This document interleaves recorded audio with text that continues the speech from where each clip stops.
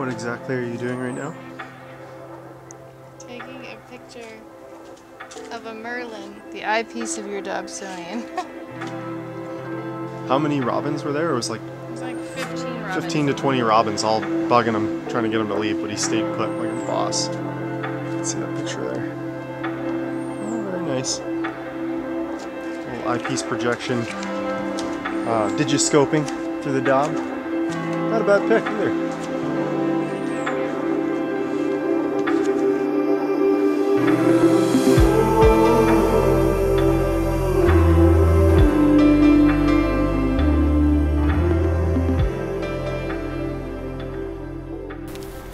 Hi everybody, this is Trevor Jones from astrobackyard.com. In tonight's video, I'm going to be using some old equipment that I haven't touched in a while, including an old mount with a very rusty counterweight on it. I'm also going to be shooting with a DSLR camera and a 72mm refractor telescope.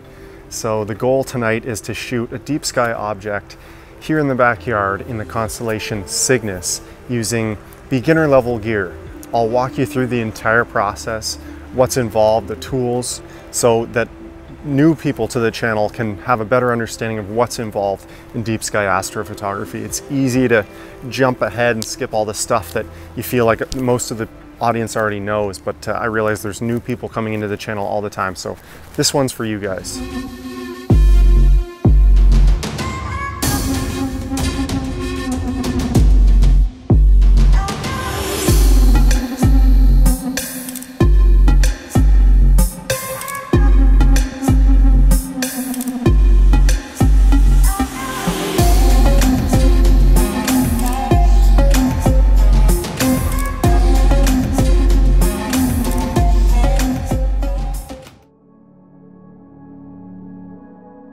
I've actually got two rigs set up tonight to maximize my clear nights, but this is the rig that most of you would be interested in.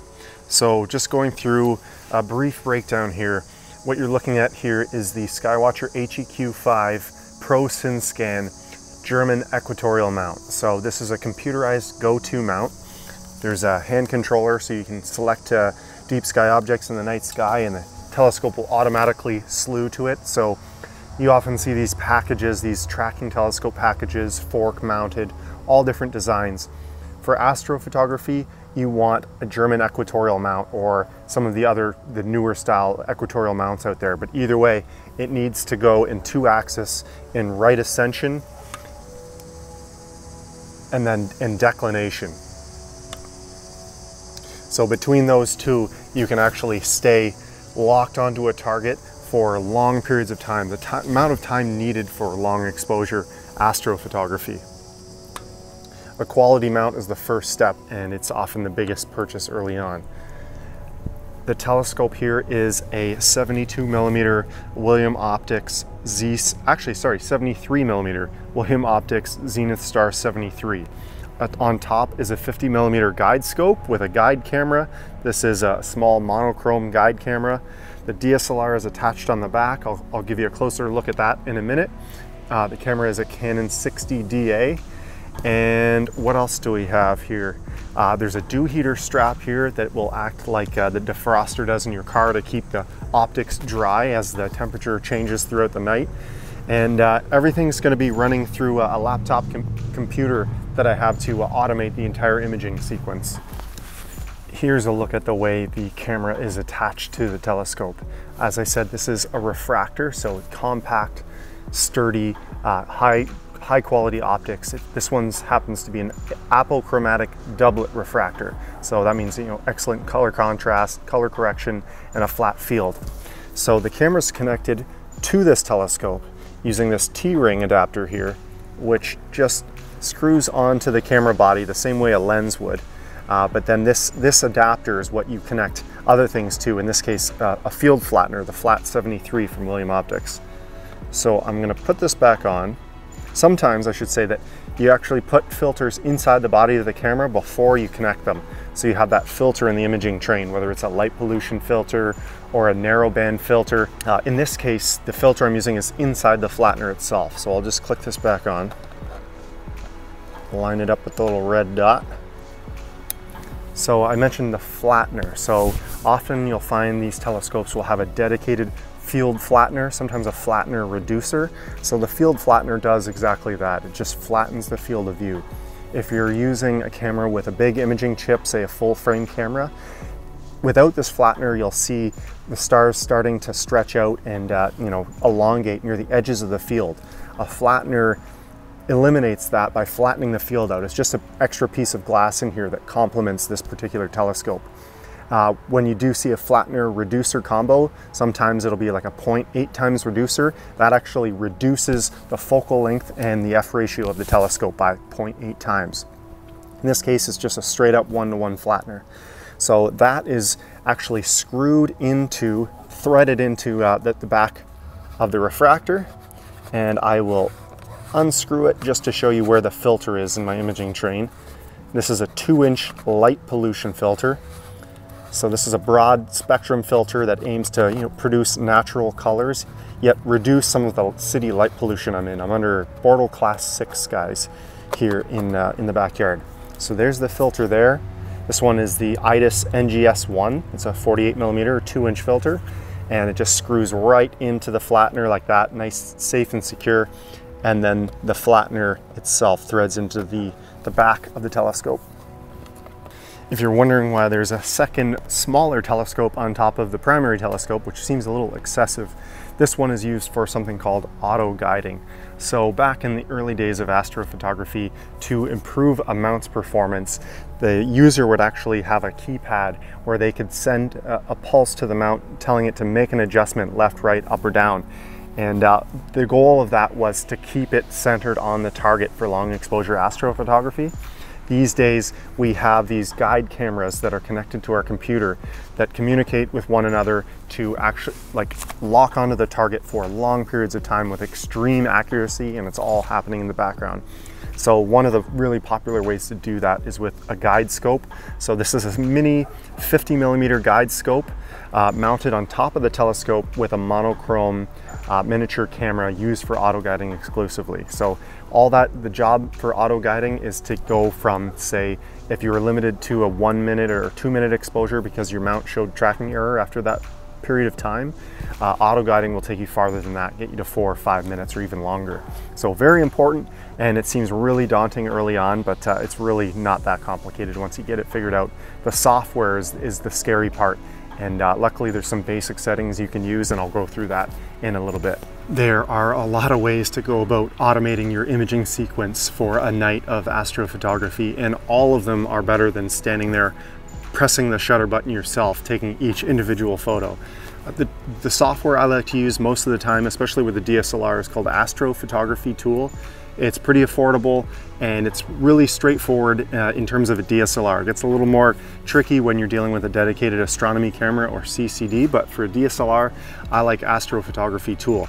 And basically you connect the camera using a mini USB cable, and then after that you can set the number of exposures you want to take, the ISO, and a whole bunch of other cool things. And it talks to the auto guiding program and stuff like that. So Astrophotography Tool is kind of the hub for running the whole thing. For this equatorial mount to track properly and accurately and precisely, it needs to be polar aligned with the north celestial pole or south celestial pole. Being in the north here at 43 degrees, Polaris, the North Star, is what we use as a guide to polar align our mounts. So this one has a built-in polar finder scope, and I have a full video about polar alignment on this mount that goes a couple years back, but it's still useful. So you actually look through the polar finder scope and turn the telescope like this, and then you can actually look through the polar axis, and I can actually see the North Star, and then it's a matter of adjusting these bolts on the mount to line up the mount so it's polar aligned with the North Celestial Pole. And that angle is key for everything, because once it's aligned with that axis, it can then slowly track the movement of the night sky on the right angle, and of course at the right speed at sidereal rate. So along with polar aligning the mount, you need to make sure that the pointing accuracy is accurate. So if you use the hand controller, if you're not plate solving, you can do a star alignment routine, and it's really not that hard. So I've selected my first alignment star, which is Deneb in Cygnus, which is beneficial because that's where our target is as well.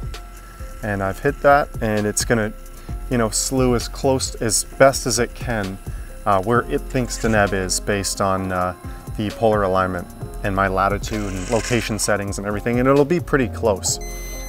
Now that it's pretty close to it, I can't see with this light shining on me, but I'm gonna go look in the back of the display screen, center the star on the camera, and then confirm that position. So if it knows where Deneb is, then it pretty much knows where the rest of the sky is as well. So here we are at the back of the camera, and I've got the display screen flipped out on the Canon 60DA. That's why a DSLR with the flip display screens are so handy for astrophotography. As you can see now, we can tilt the angle and see it as opposed to getting right underneath it like that. So this is the 60DA, but all the Rebel series cameras are great. No card-in camera, that's okay.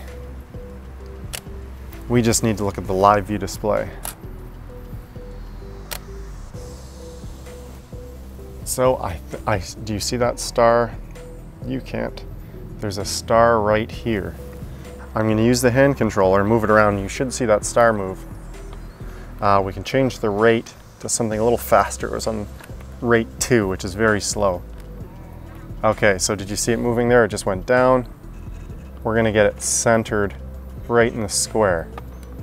Basically just centering the object using the camera attached. No need for an eyepiece. There it is in the center there. And I can use the zoom in, and there's our star there. That's Deneb. So it helps if you have a rough understanding of the night sky and the constellations, which is why I always harp on the fact that, you know what, do visual astronomy first through, you know, something like a Dobsonian. Learn the night sky, enjoy, get used to being outside in the dark and all those fun things before you jump straight into astrophotography, but that's just me.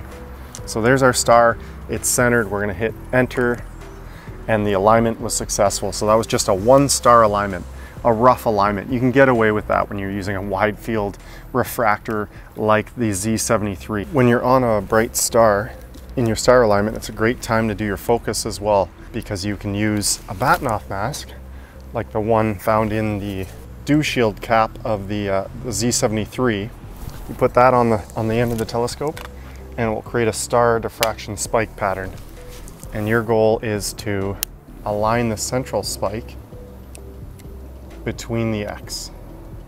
So I'll take a test shot here, and it's pretty well aligned. You'll see the star diffraction spike pattern. It's kind of hard to see on the camera through the live view because it's rather small and dim, but you'll definitely see it in this 13-second exposure. So I'll just zoom in on it. So do you see that pattern there? That, you know, really can't miss it, X pattern. And so that central spike, when you're in tight focus, that central spike will be between the X, directly between it. So we're looking good for focus, and then you just got to remember to take it off before you start shooting, because it's easy to forget and leave it on. Now that we've improved the telescope's pointing accuracy, doing the star alignment, and we're in focus, we can finally slew to our target.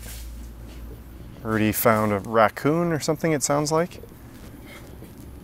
A vicious beast. So our object is, let's see if I can remember it. It's the Cocoon Nebula, which is, oh, I don't remember the catalog name. IC 5174?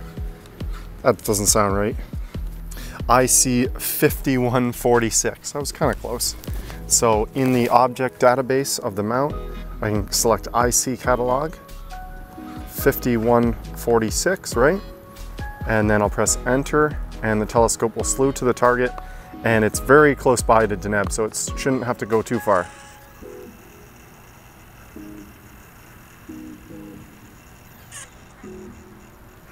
Pretty cool.